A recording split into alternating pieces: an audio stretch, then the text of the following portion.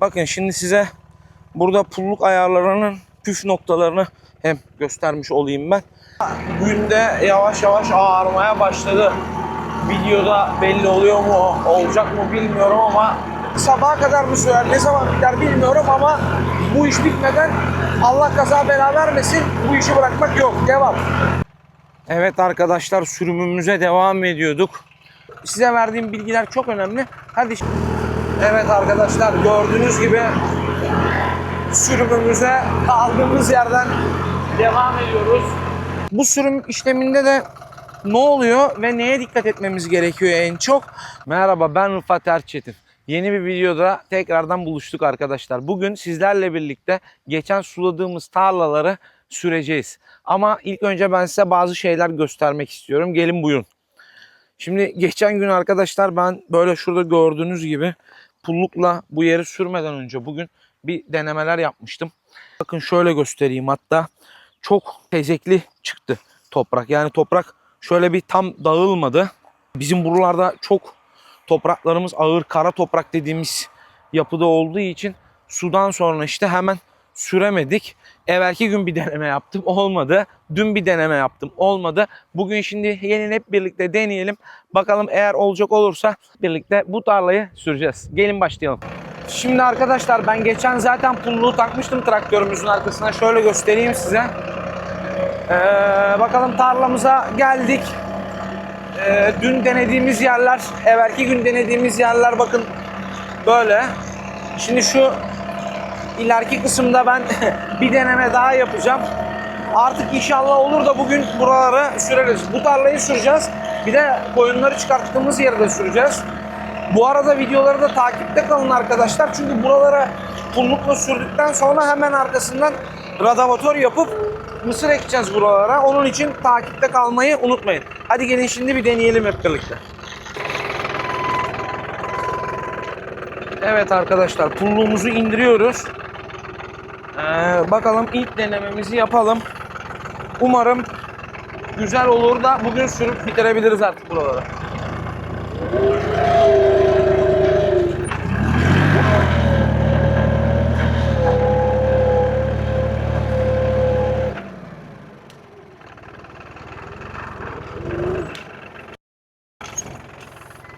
Vallahi arkadaşlar, bak size de göstereyim ben. Hep birlikte inceleyelim bakalım nasıl olmuş. Şöyle göstereyim, bakın.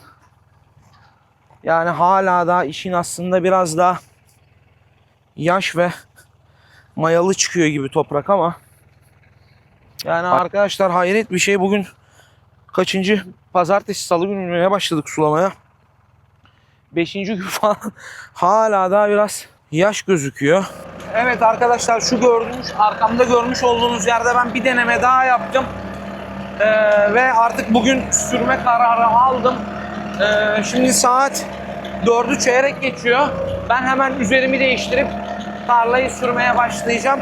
Daha sonra saat gece bir 8-9 gibi bir cemiyet var katılmam gereken. Ona kadar gece sürmeye devam edeceğiz. Artık sabaha kadar mı sürer, ne zamana kadar sürer bilmiyorum ama bugün arkadaşlar bu tarlanın pulluk işi bitecek, Allah bir kaza bela vermezse inşallah. Evet arkadaşlar, ben üstümü değiştirdim. Hazırlığımızı yaptık. Artık pullukla sürüm işimize başlayabiliriz inşallah. Fakat bu işe başlamadan önce ben size pulluk sürümüyle ilgili bazı bilgiler vermek istiyorum arkadaşlar. Şimdi bakın, şöyle tarlayı gösterecek olursam size, dikkatli bakarsanız videoda fark ediliyor mu bilmiyorum ama tarlanın tam şu orta kısmı, şurası, ya zaten tam ortasına tekabül ediyor burası. Biraz çukur. Videoda fark ediliyor mu bilmiyorum ama biraz çukur orası arkadaşlar. Bunun çukur olmasının sebebi de biz normal pulluk kullandığımız için, dönerli pulluk kullanmadığımızdan pulluk sürümü şöyle oluyor. Ya ortadan başlıyoruz, tarlanın sınırlarına doğru aça aça gidiyoruz, sürümü işlemini yapıyoruz, ya da sınırlardan başlıyoruz arkadaşlar. Yani iki sınırdan başlayıp ortaya doğru, şöyle ortaya doğru birleştiriyoruz, ya da dediğim gibi açarak sürüm yapıyoruz. Bu sürüm işleminde de ne oluyor ve neye dikkat etmemiz gerekiyor en çok? Şimdi ben mesela burada geçen sürümde açarak yapmışım. O yüzden burası biraz çukur kalmış. Şimdi bu sürümü... Pardon arkadaşlar, yanlış anlattım. Geçenki sürümde sınırlardan buraya doğru ortaya gelmişim. Orta biraz çukur kalmış. O yüzden şimdi biz yine sınırlardan başlayıp ortada işi bitirirsek buradaki çukur daha da gittikçe fazlalaşacak. Onun için her sürümde buna çok dikkat edip arkadaşlar, pulluk sürümünde önceki sürümde mesela dıştan başladıysak diğerinde ortadan başlamamız gerekiyor ki yani ne sınır çok çukur kalsın veya yığılsın ne de tarlanın ortası çok çukur kalsın veya yığılsın. Onun için ben şimdi bu sürümde ortadan başlayacağım ki bu hem çukurumuz biraz kapatılmış olacak hem de arkadaşlar tarlanın tesviyesi düzgün olmuş olacak. Yani tesviyeyi bozmamak adına bu size verdiğim bilgiler çok önemli. Hadi şimdi gelin hep birlikte sürüm işlemine başlayalım. Evet arkadaşlar, şimdi size göstereceğim. Şöyle ben birer sıra gidip geldim. Dediğim şekilde ortaya yığıp o çukuru biraz kapattım. Şimdi de artık bu ayarda hep sürümümüze devam edeceğiz. Ama tabii bir pulluk ayarı yapmamız lazım. Gelin hep birlikte pulluğumuzu da ayarlayalım arkadaşlar. Şöyle biraz süreyim ben. İleride düz yerde yapalım. Arkadaşlar şu an ayar iyi gibi ama bir de inip hassas ayarlarını kontrol edelim. Bakın şimdi size burada pulluk ayarlarının püf noktalarını hem göstermiş olayım ben. Şimdi arkadan baktığımız zaman arkadaşlar böyle paralel olması lazım pulluğun. Yani gördüğünüz gibi traktör çizgiye düştüğü için sağa yatık ama pulluk traktör gibi sağa yatık olmaması lazım. Pulluk tam yere bu şekilde paralel basması lazım arkadaşlar. Arkadan bakınca. Bir de ayrıyetten yandan bakınca da paralel durması lazım pulluğumuzun. Onu da kontrol edelim. Evet, bakın o da yere tam paralel basıyor gibi. Paralel olmazsa yani atıyorum orta kolu siz çok uzatırsanız bu sefer öndeki ayak havaya kalkmış olur. Düzgün bir sürüm olmaz. Orta kolu çok toplarsanız bu sefer de ön ayaklar çok batar. Arka ayak düzgün batmaz. Eşit bir sürüm olmaz. Yani eşit bir sürüm yapmak istiyorsanız arkadaşlar bu iki şey çok önemli. Yandan ve arkadan bakınca pulluk her iki açıdan da yere paralel olması lazım. Hadi gelin hep beraber çiftimize devam edelim. Şimdi arkadaşlar şöyle sürmeye devam ediyoruz. Bir de ben şöyle bir şey yapacağım. Ufak vites aldım traktörümü. Hatta daha da ufak vites alalım. Bir de sürerken kontrol edelim bakalım. Yani bu çok tehlikeli bir şey. Bunu size yapmanızı önermem ama bakalım pulluk evet yere paralel gidiyor. Ön ayakta, arka ayakta eşit basıyor. Bir de arkadan kontrol edelim. Evet, burada paralel. Yani güzel bir sürüm oluyor arkadaşlar. Bu ayarlar çok iyi. Aynı bu ayarlarda sürümümüze devam edeceğiz. Şimdi normal sürüş vitesimizi aldıktan sonra traktörümüzü sürümümüze kaldığımız yerden devam edebiliriz.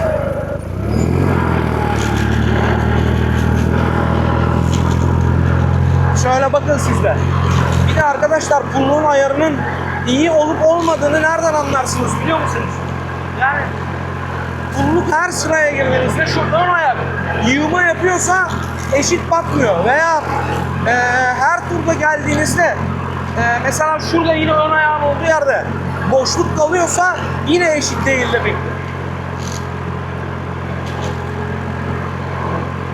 Güzel bir sürüm oluyor bence. Sizce nasıl oluyor arkadaşlar? Yorumlar kısmında fikirlerinizi belirtmeyi unutmayın. Toprak hala daha biraz işin aslına bakacak olursa tam tava gelmiş durumda değil ama yapacak bir şey yok, artık bekleyemeyiz. Tavuğu da kaçırırsak bu sefer kuruya ekmek istemiyorum. Zaten bu yeri sulamamızın bütün amaçlarından biri de arkadaşlar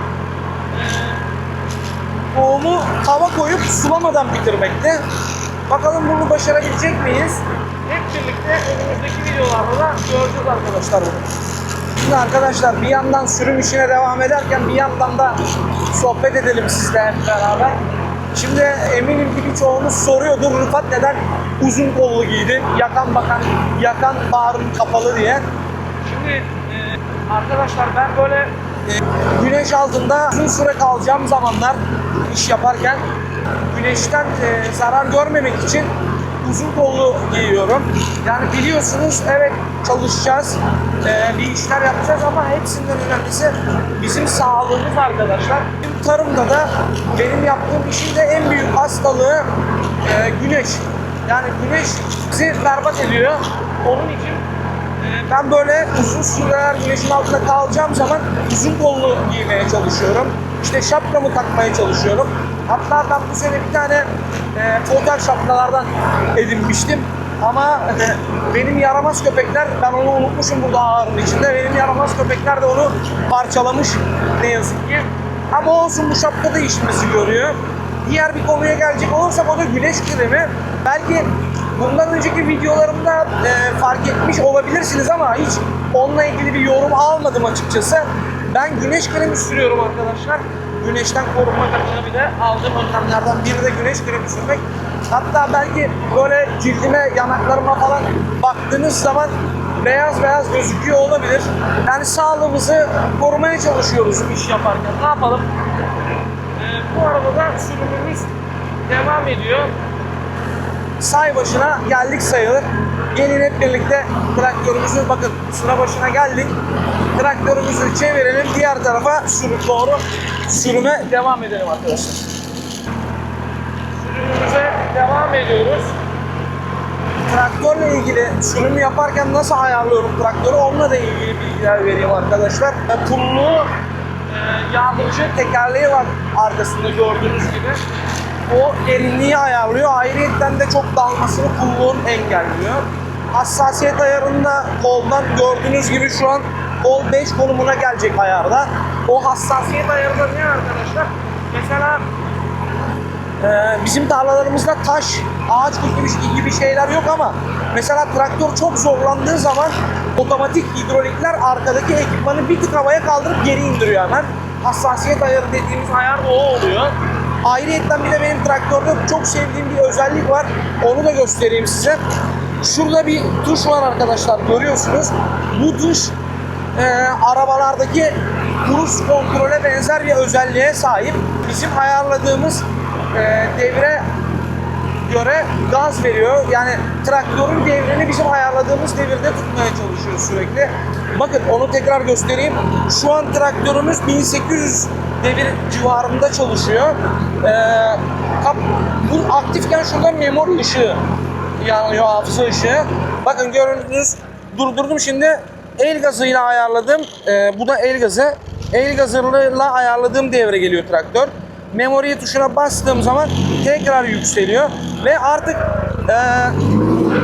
hep bu devirde sürecek arkadaşlar. Yani ben gaza hiç basmıyorum. Traktörün bayılmasını da engelliyor. Zorlandığı zaman otomatik gaz veriyor ve sürekli devre 1800 devirde tutmaya çalışıyor arkadaşlar. Benim çok işime yarayan bir özellik açıkçası. Bu traktörü sevdiğim yanlarından biri. Şimdi gelin ben biraz hızlandırmış çekim yapayım. Hep birlikte onları izleyelim.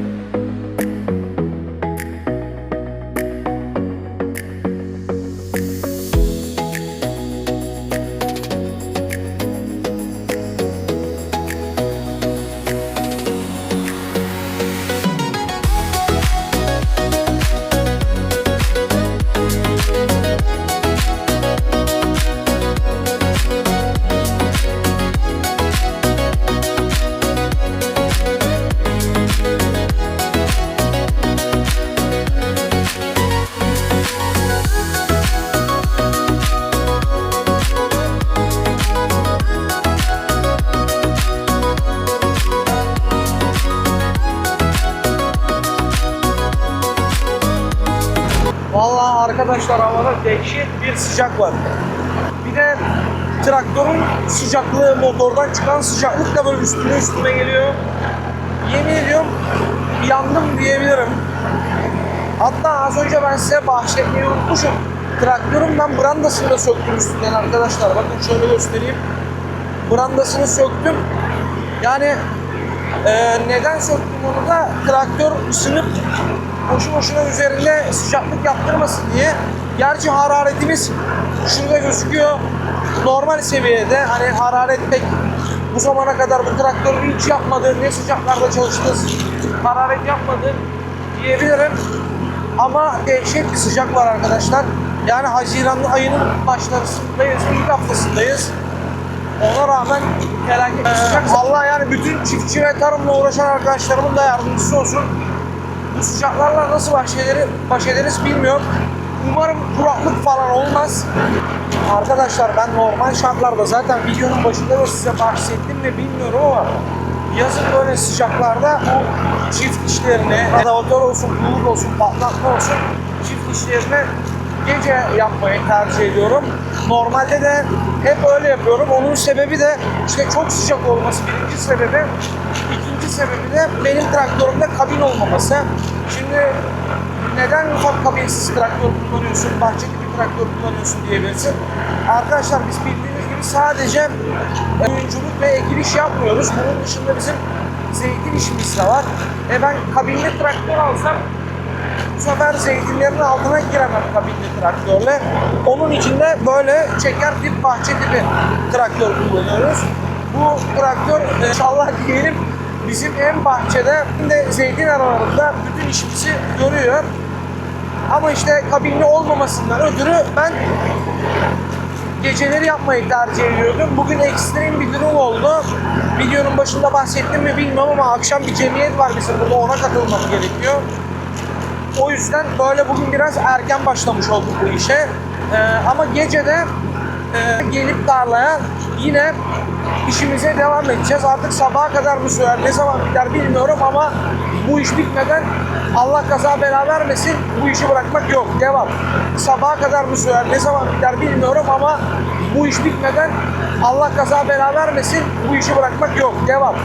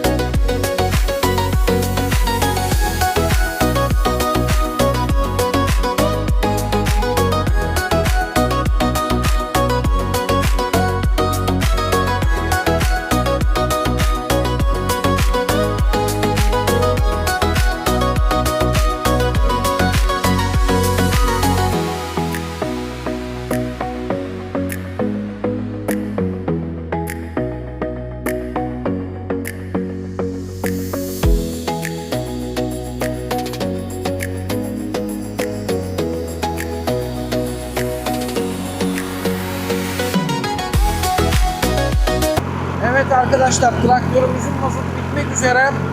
Şöyle de göstereyim size, bakın.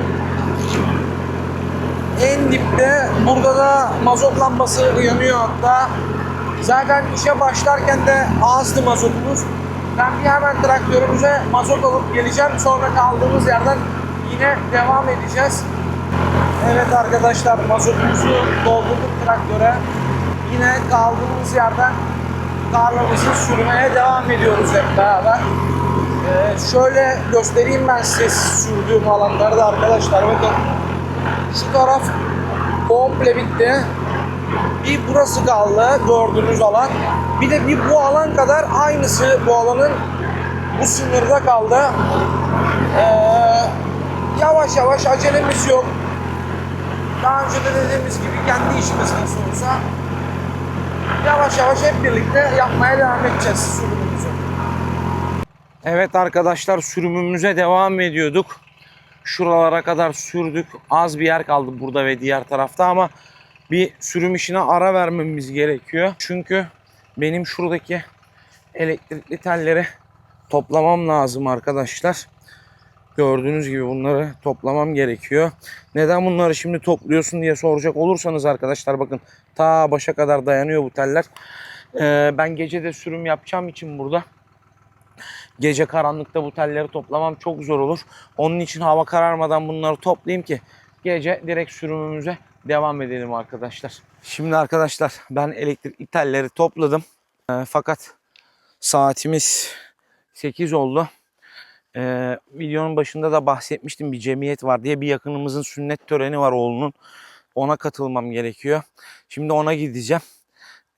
O törene katıldıktan sonra tekrar çiftliğimize gelip sürüm işlerine hep birlikte kaldığımız yerden devam edeceğiz arkadaşlar. Evet arkadaşlar, karanlık bir geceden merhaba. Saatimiz 11'i çeyrek geçiyor. Ben işlerimi hallettim. Geldim. Traktör arkamda görebiliyor musunuz bilmiyorum ama yine sürüme hadi gelin hep birlikte devam edelim. Evet arkadaşlar, gördüğünüz gibi sürümümüze kaldığımız yerden devam ediyoruz. Yani ben gözüküyor muyum bilmiyorum. Ama bakın şöyle traktörün ön tarafını da göstereyim size. Akşam kaldığımız yerden aynı şekilde sürüme devam arkadaşlar. Arkadaşlar gece sürümü de böyle oluyor işte, gördüğünüz gibi. Yani en azından gündüzgü gibi sıcak değil, serin serin bir ortamda çalışmış oluyoruz. Bakın size şöyle önden, traktörün önünden de görüntüler göstereyim. Ağırımız da şurada. Gecede ağırımız öyle gözüküyor arkadaşlar. Mazotumuzu zaten burada görüyorsunuz. Akşam gidip fullemiştik. Hızımız 5.3 km hızla açık sürüyoruz. Okunabiliyor mu yazılar bilmiyorum ama ben gece çift işinden daha çok keyif alıyorum. Böyle çok güzel oluyor bence. Bir de var ya, mis gibi kokuyor arkadaşlar. Şu kokuyu duymanızı isterdim yani. Bu arada mazot demişken bir aklıma geldi. Benim bu traktörün en hoşlanmadığım yanlarından biri yakıt deposu kapasitesi. Yani çok az yakıt alıyor arkadaşlar bunun deposu. Kitabını okuduğunuz zaman 55 litre aldığı yazıyor deponun kitabında ama yani ben bugüne kadar daha bunun deposuna hiç 55 litre mazot koymadım. Hatta bugün akşam işte biliyorsunuz mazot almaya gitmiştim. Mazot almaya giderken bugün akşam mazot bayağı bir sıra başına geldik. Mazot bitme derecesindeydi neredeyse ben mazot almaya giderken. Fakat 49, yani yanlış olmasın, ya 49 litre ya da 46 litre mesela yakıt aldı. Hani deposu 50 litre gibi düşünelim. O da şey oluyor yani, zırt pırt mazot bitiyor. Gidiyoruz hadi depo doldurmaya. Yani şuna bir en azından 70-80 litre bence yakıt deposu yapmaları lazımdı diye düşünüyorum. Bu traktörün en olumsuz yanlarından biri bu yakıt depo kapasitesi arkadaşlar.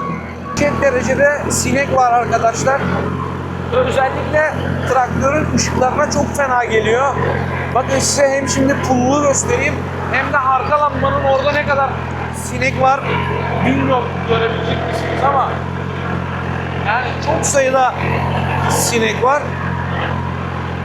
Beni pek rahatsız ettiklerini söyleyemem çünkü onların soru ışıkla galiba, ama binlerce sinek var arkadaşlar. Bunların görüntüsüne bakın böyle. Evet arkadaşlar, bu arkamda görmüş olduğunuz yere çok şükür kazasız belasız bitirdik. Saatimiz de saat tam 1 oldu. Şimdi bu görmüş olduğunuz ağırın önündeki koyunları çıkarttığımız alanı sürmeye başlayacağız. Gelin hep birlikte başlayalım. Evet arkadaşlar, sürüme aynı şekilde tam hızıyla devam ediyoruz. Saatimiz 1.30'u geçiyor biraz daha. Ben şimdi az önce başladım. Şöyle göstereyim.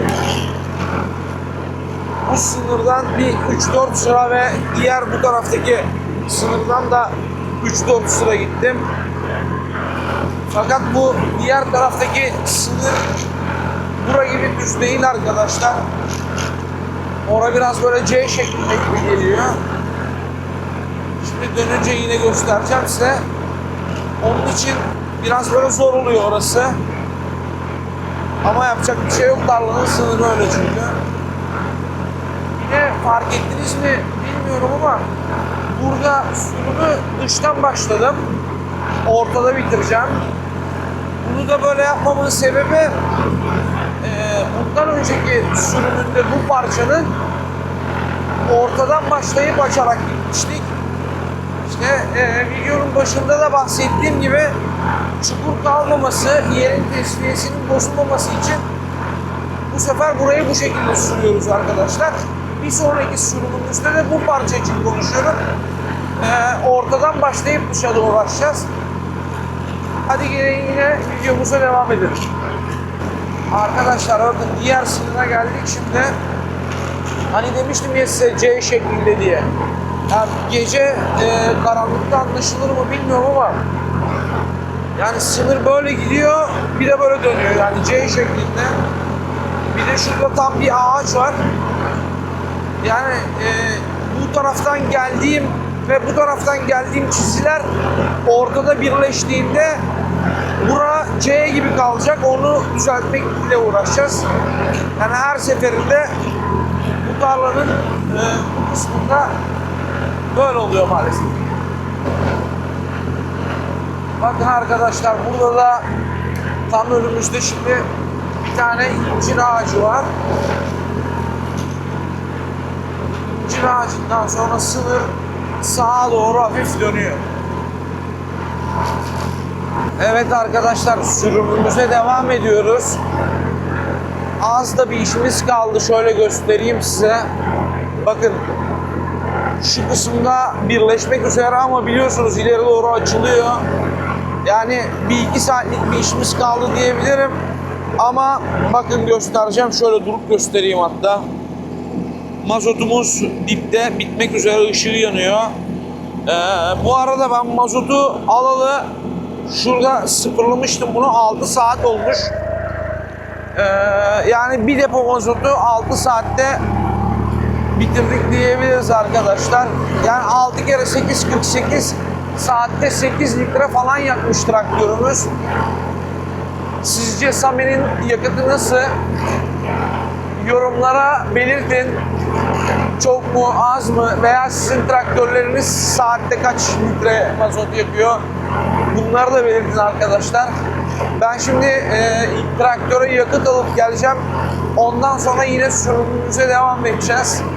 Bu arada saatte 4'ü çeyrek geçiyor sabaha karşı. Hava da bayağı serinledi. Onun için hatta fark ettiyseniz kazak giydim üzerime. Neyse ben yakıt alıp geleyim. Daha sonra yine sürüme devam edelim hep birlikte arkadaşlar. Evet arkadaşlar, yakıtı doldurdum, geldim traktöre. Bu arkamda şöyle görmüş olduğunuz alanı da komple bitirdim. Şimdi size birazdan göstereceğim. Şu bir tek önümüzdeki alan kaldı. Bu arada günde yavaş yavaş ağarmaya başladı. Videoda belli oluyor mu, olacak mı bilmiyorum ama gün yavaş yavaş ağarmaya başladı arkadaşlar. Bir tek şu alan kaldı. Şimdi belli oluyor sanırım.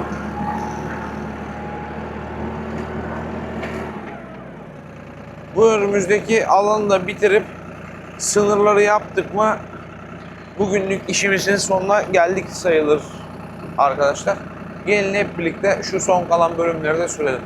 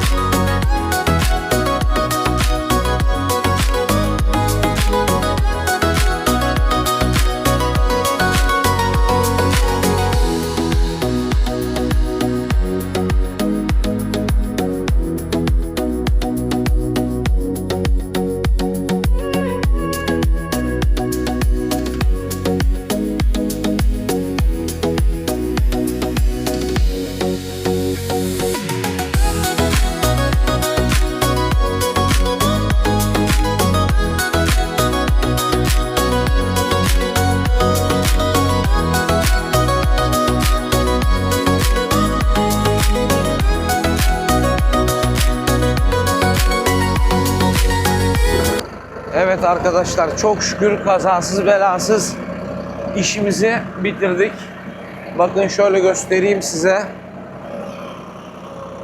Bu tarafı da güzelce sürdüm. Şöyle bakacak olursanız. Bu tarafı da göstereyim. Burası da zaten koyunlarımızın mera olarak kullandığımız kısımda. Burayı da böyle güzelce sürdük arkadaşlar. Kazasız belasız bu işimizi de bitirdik. Bu parça koyunları çıkarttığımız yeri tanıyamayacaksınız siz şimdi ama evet, burası orası. Koyunları çıkarttığımız yer. Bütün gece çalıştık. Burayı da böyle güzelce sürdük ve bitirdik. Ben şimdi artık koyunlarımıza, hayvanlarımıza da baktıktan sonra gidip dinlenebilirim arkadaşlar. Yeni videolarda görüşmek üzere. Kanalıma abone olup videoları beğenmeyi unutmayın. Hepinize selamlar. Hoşça kalın.